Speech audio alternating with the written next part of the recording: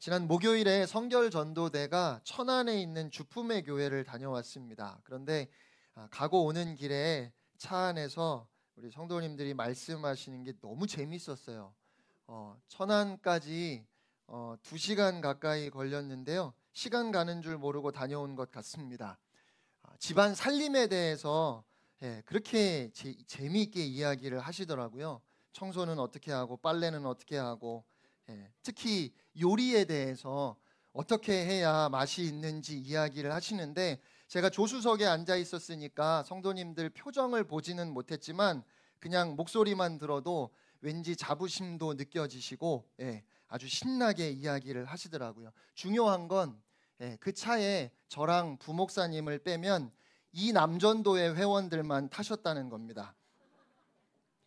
아침 식사 준비를 어떻게 해야 되는지, 어떤 반찬은 어떻게 요리를 해야 맛있는지, 그 외에도 집안일을 어떻게 해야 되는지 아주 생생한 노하우들을 재미있게 이야기하셔서 제가 참 많이 웃었습니다. 분위기가 좋아지니까 영업 비밀도 살짝 알려주셨는데요. 누군지는 밝히지 않겠습니다. 마님이 뭐가 좀 잘 안 된다고 고쳐보라고 하셨대요. 그런데 돌쇠가 힘으로 고쳐보려고 하다가 몇 개를 망가뜨리셨답니다. 그랬더니 이제는 뭐가 고장나도 마님이 고치라는 말을 안 하신대요. 아예 건드리지도 말라고 그래서 참 편하다고 하시더라고요. 여러분, 오해하시면 안 됩니다. 절대로 일부러 망가뜨리신 건 아닐 거예요. 그렇죠, 장로님? 네. 매월 둘째 주일이 지난 목요일에 성결 전도대가 주로 개척한 교회를 찾아가서 목회자들과 성도들도 격려하고 또 교회 주변에서 노방 전도도 하고 돌아오는데요. 여러분, 부담 갖지 마시고 시간 내셔서 함께 가시면 좋겠습니다. 조금 멀리 갈 때는 소풍 가는 기분도 나고 참 좋습니다. 1년에 한 번이라도 꼭 함께 하시면 좋겠습니다. 우리가 베드로전서 말씀을 함께 살펴보고 있는데요. 지난 주일에 교회는 이 세상에서 외국인이고 나그네이기 때문에 그런 교회의 정체성을 분명하게 알고 또 기억할 때 우리는 육체의 정욕을 따라 살 수 없고 우리의 행실을 선하게 할 수 있음을, 약속의 땅을 향해 갈 때 자신의 유고를 꼭 가지고 가라고 했던 요셉의 유언을 통해서 살펴보았습니다. 그렇게 2장 11절부터 3장 마지막 22절까지 교회가 세상에서 선한 행실을 보여야 함을 말씀하는데요. 여러분, 우리는 오직 믿음으로 구원받는데 왜 굳이 우리의 행실을 선하게 해야 할까요? 이게 참 어리석은 질문 같으면서도 사실 자주 드는 의문입니다. 이런 생각 때문에 죄를 가볍게 여기고 하나님의 말씀에 비추어 볼 때 한참 수준 미달인 나를 아주 너그럽게 용납하려고 합니다. 아니, 선행이 구원의 조건이 아니라면, 우리가 착하게 살아서 구원받는 것이 아니라면 왜 굳이 정직하게 살아야 하고 또 사랑도 하고 봉사도 해야 하는지, 아니 심지어는 나에게 악하게 대하는 사람에게조차 선을 베풀어야 하는지 모르겠다는 말이지요. 그런데 베드로는 우리의 행실을 선하게 해야 하는 이유를 한마디로 하나님의 영광이라는 말로 설명합니다. 우리가 하나님의 은혜를 정말 깨달았다면, 우리를 사랑하시는 하나님의 사랑을 깊이 알았다면 우리 속에 점점 더 하나님의 영광을 사모하는 열정이 생긴다는 거죠. 우리도 하나님을 진정으로 사랑하게 되는 겁니다. 여러분, 다윗이 골리앗을 보고 왜 그렇게 화를 냈지요? 하나님의 이름이 땅에 떨어지는 것을 보고 하나님의 명예가 모욕받는 것을 보고 다윗은 참을 수가 없었던 겁니다. 그래서 만군의 여호와의 이름으로, 다시 말하면 거룩하신 주의 이름을 위하여 다윗은 골리앗 앞에 당당히 나아갔던 거예요. 그렇게 하나님의 영광을 위해서 자신의 모든 것을 내던질 수 있는 것, 그 이름이 거룩히 여김을 받는 일이라면 생명도 아끼지 아니하고 주저없이 나아가는 것, 그것이 구원받은 성도, 하나님의 사랑을 진정으로 깨달은 성도의 증거라는 겁니다. 그래도 묻고 싶으실지 모르겠어요. 그러니까 목사님, 그렇게 살지 않으면 구원이 취소되나요? 여러분, 우리가 계속해서 이 구원론에만 붙잡혀 있으면 안 됩니다. 도대체 언제까지 나의 개인적인 구원의 문제에만 우리가 매달려 있을까요? 이제는 구원받은 성도로서 하나님의 영광을 위해 살아가는 복된 삶으로 나아가야 하는 겁니다. 교회는 하나님의 영광을 위해서 그 행실을 선하게 가져야 합니다. 어떠한 상황 속에서도 더 적극적으로 선을 행해야 하는 거지요. 그런데 선을 행하라 하면 우리는 보통 구제나 봉사를 떠올립니다. 가난한 이웃에게 성금을 주고 장애우를 지원하고 어르신들을 섬기는 등 구제나 봉사에 관련된 그런 선행을 생각하기가 쉽지요. 그러나 사도 베드로는 그러한 일들을 먼저 이야기하지 않습니다. 베드로는 교회가 어떻게 그 행실을 선하게 할 수 있는지 가장 먼저 무엇을 말할까요? 13절, 14절 말씀을 우리 함께 읽겠습니다. 시작. 인간의 모든 제도를 주를 위하여 순종하되 혹은 위에 있는 왕이나 혹은 그가 악행하는 자를 징벌하고 선행하는 자를 포상하기 위하여 보낸 총독에게 하라. 아멘. 베드로는 교회가 먼저 세상 사람들이 다 지키는 법부터 잘 지켜야 한다고 말합니다. 믿지 않는 사람들도 지키면서 살아가고 있는 그 기본적인 법, 양심적인 법들을 잘 지켜야 한다고 주의 말씀을 증거하고 있는 거죠. 그것이 세상으로 하여금 하나님께 영광을 돌리게 하는 길이라고 말씀하는 거예요. 그것이 세상에서 체류하는 외국인이요 나그네로서 교회가 행해야 할 우선되는 선한 행실입니다. 여러분, 축구 경기 보신 적 있으시지요? 수많은 관중들이 경기장을 가득 메웠고 온 국민이 지켜보고 있는 아주 결정적인 게임입니다. 경기에 나선 선수들이 정말 잘 뛰어주어야 합니다. 상대팀은 아주 거칠게 경기를 하는 실력도 막상막하의 라이벌입니다. 주심은 아주 까다로운 사람이에요. 그러니까 심한 반칙으로 퇴장당하는 선수라도 생기면 경기를 아예 놓칠 수도 있어요. 감독은 자리에 앉지도 못하고 계속 서서 선수들에게 지시합니다. 이 게임은 반드시 이겨야 하는 두 번 다시 없을 경기이기 때문에 그렇습니다. 아주 딱 맞는 비유는 아니다 싶지만 지금 본문이 우리에게 그려주는 정황이 크게 다르지 않습니다. 세상이라는 운동장에 교회가 섰고 주심은 휘슬을 불었습니다. 여러분, 교회는 이제 어떻게 뛰어야 할까요? 무엇보다 규칙대로 경기에 임해야 합니다. 축구는 물론 골을 넣어야 이기지요. 하지만 골을 넣어도 규칙대로 넣어야 하는 거예요. 그래야 그 골에 대해서 상대편도 또 관중들도 할 말이 없는 겁니다.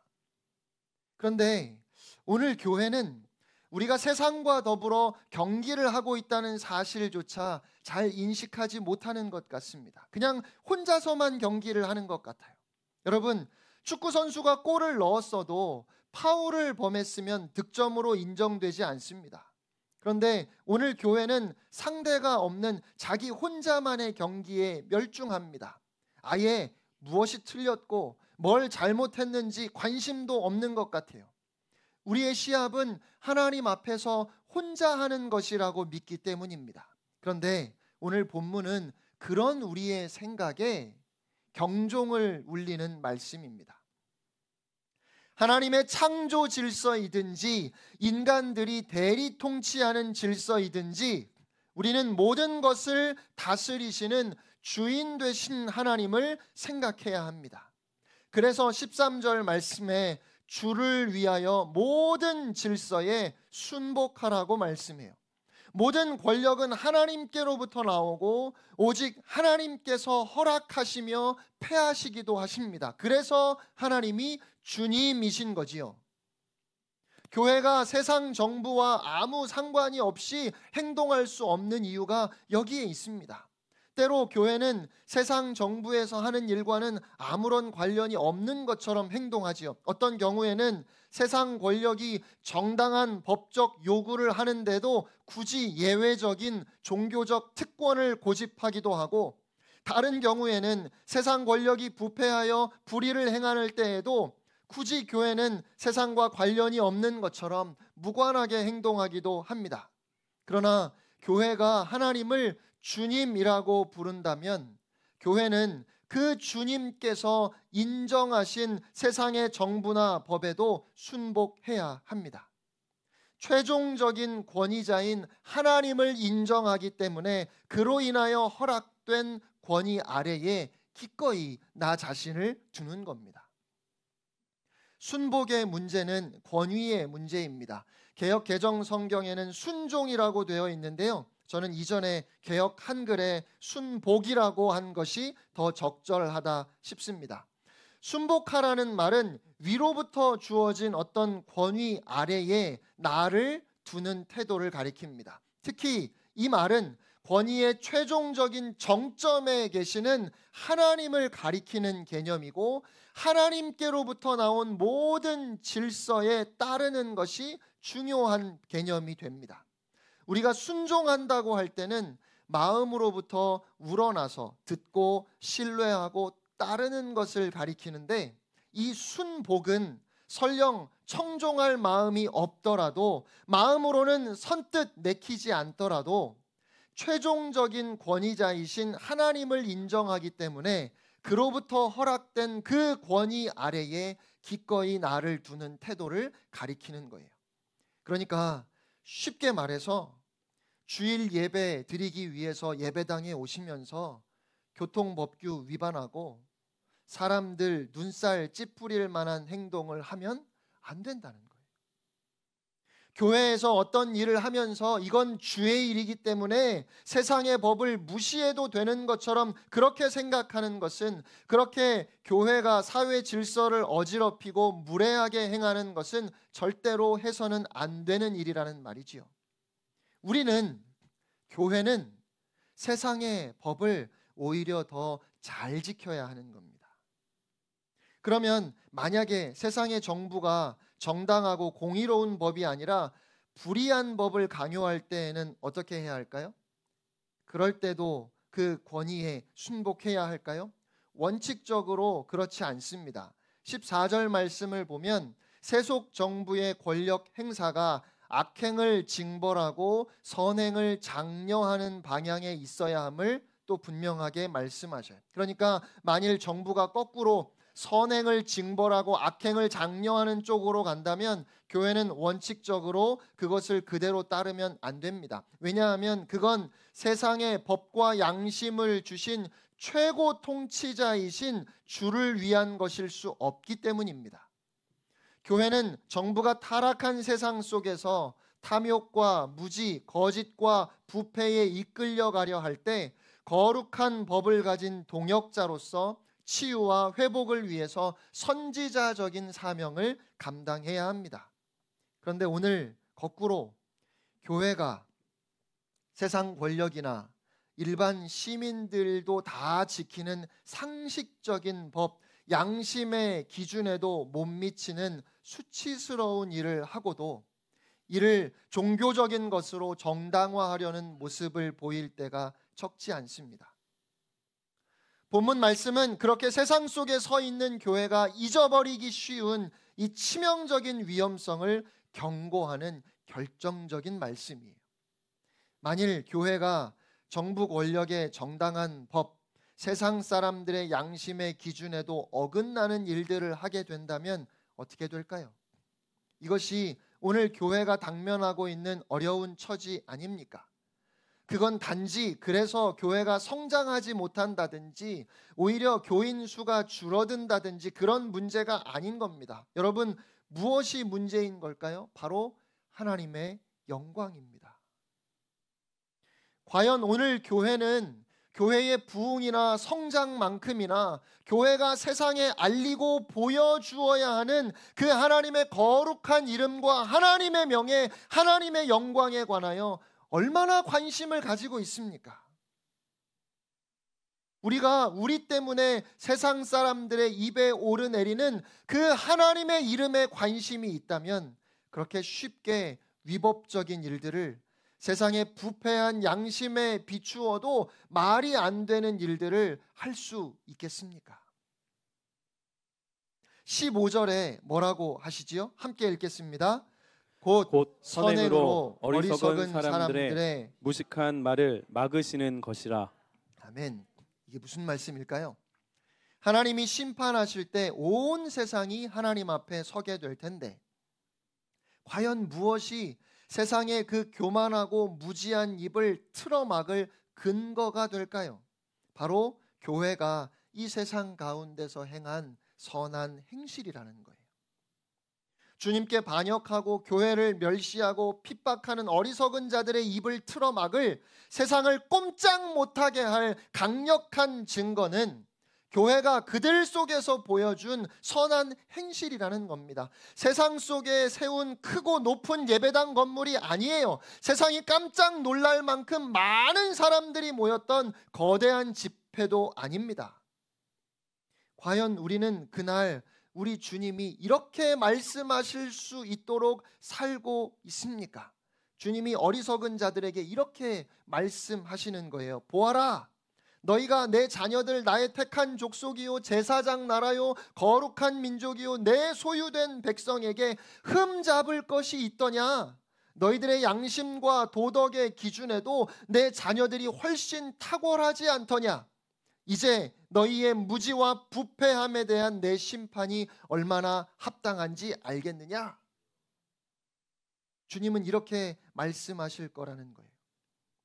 사랑하는 여러분, 교회는, 우리는 그날 주님이 하나님의 사랑을 깨닫지 못하고 하나님을 멸시한 세상의 어리석음을 꾸짖으실 수 있도록 지금 세상 속에서 거룩한 백성으로서의 삶을 살아내야 하는 겁니다. 16절에 또 이렇게 말씀하십니다. 함께 읽겠습니다. 시작. 너희는 자유가 있으나 그 자유로 악을 가리는 데 쓰지 말고 오직 하나님의 종과 같이 하라. 네. 우리는 세상에 매여 있는 사람들이 아니지요. 하나님의 복음이 우리에게 완전한 자유를 주었습니다. 그런데 이 자유에는 목적이 있어요. 하나님께서 주신 자유는 무엇으로부터의 자유이면서 동시에 무엇을 위한 자유이기도 합니다. 다시 말하면 하나님이 십자가를 통해서 우리에게 자유를 주신 것은, 그러니까 이제는 마음대로 죄짓고 살아도 용서받을 수 있으니까 그렇게 살아도 괜찮다고 주신 것이 아니라는 말이지요. 우리에게 주신 자유는 죄와 사망, 걱정과 근심, 절망의 굴레를 완전히 벗어버림으로 사망의 종노릇 하는 데에서 완전히 우리를 해방시킬 뿐만 아니라 이제는 오직 하나님을 영화롭게 하며 하나님을 영원토록 기뻐하는 사람으로 살기 위한 자유라는 것입니다. 이 자유로 악을 가리는 데 쓰지 말고, 이 말씀은 교회가 잘못한 일에 대해서 비난을 받을 때 그런 더러운 것을 덮으려고, 정당화하려고 자유를 들먹이지 말라는 말씀이에요. 마치 이렇게 말하는 거죠. 우리는 다 택함받은 사람들입니다.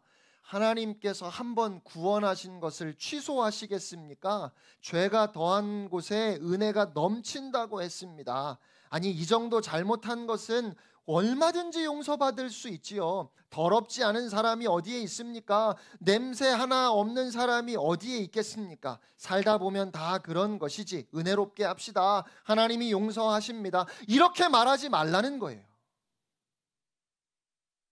자유는 그렇게 쓰라고 주신 것이 아닙니다. 정직한 고백과 철저한 회개 없이 그저 은혜, 사랑, 용서, 자유의 이름으로 더러운 죄를 그대로 덮어두려 한다면 그건 악을 더 키우는 결과를 가져올 것입니다. 오히려 하나님이 주신 자유를 어떻게 사용해야 할까요? 도리어 하나님의 종들과 같이 하십시오라고 그렇게 말씀합니다. 여러분, 자유하고 종은 완전히 반대되는 말이잖아요. 그런데 우리는 알고 있지요. 하나님의 은혜로 구원받은 우리는 알아요. 하나님의 종에게 진정한 자유가 있습니다. 그래서 세상은 이해할 수 없는 말이겠지만 자유한 종, 그것이 이 땅에서 교회가 가야 할 길입니다. 온 세상이 하나님의 통치 아래에 있음을 알고, 그래서 주어진 모든 상황에서 주인 되신, 모든 것을 다스리시는 하나님을 인정하고 순복하는 자유, 하나님 나라의 시민으로 살아가는 것을 말씀하는 거지요. 우리는 썩지 않고 더럽지 않고 쇠하지 않는 나라를 유업으로 받은 하늘나라의 시민으로서 이 땅에서도 하나님의 주권을 인정하고 사는 그 모습을 보여주어야 하는 겁니다. 그것이 하나님을 거역하고 그렇게 주인을 잃어버린 채 어리석게도 썩어지고 더러워지고 허무하게 사라질 이 세상의 노예로 살아가는 사람들 앞에서 교회가 분명하게 보여주어야 하는 하늘나라 시민의 모습입니다. 그렇게 하나님의 종으로 사는 삶을 마지막으로 17절에 이렇게 정리해 주십니다. 함께 읽겠습니다. 시작. 뭇 사람을 공경하며 형제를 사랑하며 하나님을 두려워하며 왕을 존대하라. 아멘. 여러분, 뭇 사람은 모든 사람이라는 뜻이에요. 우리가 공경해야 할, 존중해야 할 대상은 모든 사람입니다. 모든 사람 속에 넣고 싶지 않은 그 사람도 다 넣어야 되는 거예요. 결국 그들도 하나님의 형상으로 지음받은 존귀한 존재임을 잊지 말라는 말씀이지요. 형제는 믿음의 형제를 의미합니다. 믿음의 형제들에 대해서는 무조건적이고 신실한 사랑을 쏟아 부어야 한다고 말씀해요. 그리고 세상의 통치자를 존대하라 하셨는데 그 앞에 하나님을 두려워함으로라는 말씀이 있어요. 여러분, 이건 하나님을 두려워하는 것처럼 이 세상의 통치자들을 두려워하라는 말이 아니라 우리가 진정으로 두려워해야 할 하나님을 두려워함으로써 세상의 통치자들도 바른 방식으로 존중하라는 그런 말씀입니다. 하나님께 대한 참된 두려움이 회복될 때 세상의 모든 권위와 질서에 대해서 우리는 바른 태도를 가질 수 있는 겁니다. 일제 강점기에 평안북도 의주 북하동 교회에서 시무하시던 이기선 목사님은 장로교 총회가 신사참배를 결의하자 교회를 사임하고 전국을 다니면서 신사참배 거부 운동에 앞장서셨습니다. 이기선 목사님은 결국 체포되어서 신문을 받으셨는데 일본 형사가 불교도 유교도 나라를 사랑하는 의미에서 각자의 의식대로 신사참배를 하는데 너는 어찌하여 반대하느냐라고 그렇게 이야기하자 이기선 목사님은 기독교의 의식대로 한다면 나도 하겠습니다 라고 그렇게 대답하셨어요. 그래서 신사 앞에 가서 찬송을 부르고 일본의 죄를 용서해 달라고 간절히 기도하고는 다 마쳤으니까 갑시다 라고 하는 겁니다. 일본 형사가 절을 해야지 절을, 그러자 이기선 목사님은 기독교 의식으로 하라 하지 않았소. 절은 기독교 의식이 아니니 못하겠습니다 라고 말했답니다. 화가 난 형사가 천황이 예수 믿지 말라, 믿으면 죽이겠다 하면 어떡할 거요? 그렇게 위협하면서 물었더니 이기선 목사님이 담담하게 이렇게 대답하셨답니다. 할 수 있겠습니까? 천국 법도 지키고 나라 법도 지켜야지요. 하나님께서 예수를 믿으라 하셨으니 믿어야 할 것이고 천황이 죽으라 하면 죽으면 되지요. 사랑하는 성도 여러분, 참된 두려움이 우리를 모든 거짓된 두려움에서부터 해방시킵니다. 참된 두려움, 곧 하나님을 경외하는 바른 두려움은 우리가 존중해야 할 다른 모든 권위에 대해서도 바른 태도를 갖게 해줍니다. 하나님을 향한 참된 두려움이 없다면 우리는 거짓과 악과 불의 앞에서 주의 뜻대로 행할 수 없습니다. 하나님께 대한 참된 두려움이 없다면 우리는 하나님이 허락하신 권위들 앞에서 마땅히 존중하며 순복할 수 없습니다. 하나님을 향한 참된 두려움 안에서 진정으로 자유하며 하나님의 영광을 위해 살아가는 여러분이 우리 교회가 되기를 간절히 소원합니다. 하나님을 향한 참된 두려움을 회복해야 합니다. 그러므로 세상의 모든 질서에 순복하며 교회는 법을 잘 지켜야 하는 겁니다. 새롭게 마주하는 한 주간도 오직 여호와를 경외함으로 당당하게 믿음의 길을 걸어가는 여러분 모두가 되시기를 주님의 이름으로 축원합니다.